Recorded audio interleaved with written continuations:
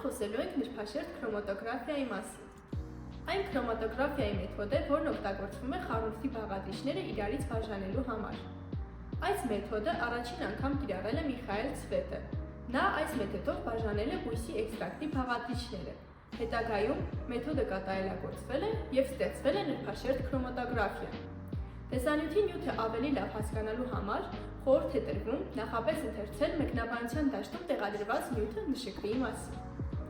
Օրգանական սինթեզում ռեակցիայի ավարտից հետո հաճախ անհրաժեշտ է լինում որոշել ռեակցիոն խառնուրդի մոտավոր կազմը, որն իրականացնելու համար հաճախ օգտվում ենք ՆՇՔ մեթոդից։ Այն իրականացնելու համար հավաքում ենք ՆՇՔ համակարգ։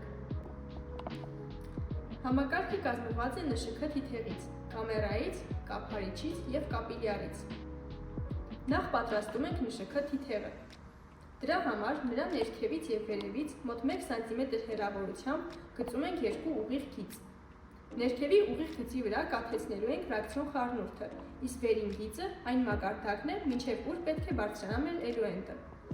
Այնուհետև կապիլյարի օգնությամբ ռեակցիոն խառնուրդից վերցնում ենք շատ փոքր քանակություն և կաթեցնում ՆՇՔ թերթիկի ստորին գծին։ Այնուհետև կամերան լցնում ենք էլոենտով, տեղադրում ֆիլտրի թուղթը և փակում կափարիչով, որպեսզի կամերան հագենա էլոենտի գոլորշիներով։ Հետո ՆՇՔ թերթիկը պինցետի օգնությամբ տեղադրում ենք կամերայում և սպասում, մինչև էլոենտը բարձրանա վերին գիծ։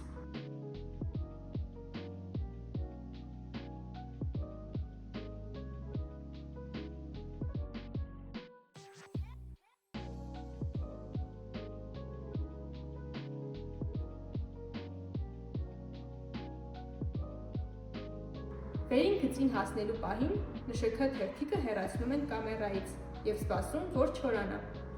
Արդյունքը կարող ենք տեսնել ՆՇՔ թերթիկի UV լամպի տակ պահելով կամ կալիումի վերմանգանատի լուծույթում ընկղմելով։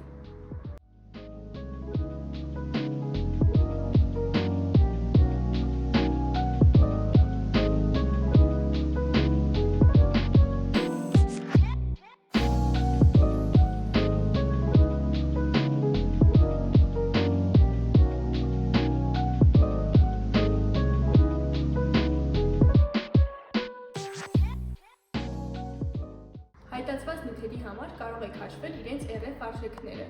Այժմ կարող եք տեսնել հաշվարկները։